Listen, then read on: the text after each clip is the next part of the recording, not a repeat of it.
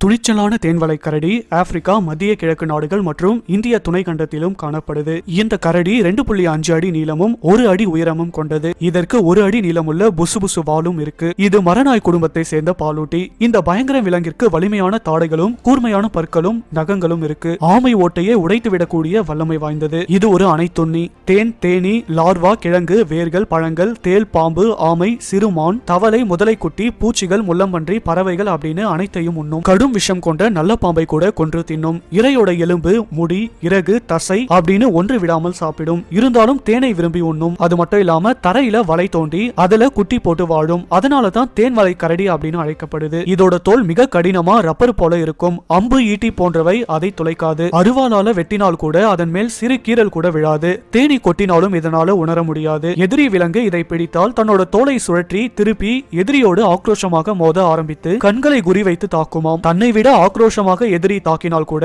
நாற்றம் மிகுந்த காற்றை வெளியேற்றும் குணமுடையது. இரையை உண்ணும் சிங்கத்தை விரட்டிவிட்டு அந்த இரையை உண்ணும் அளவிற்கு தைரியம் கொண்டது. இதோட நடை வித்தியாசமா இருக்கும். குதிரையை போல துள்ளி ஓடும்.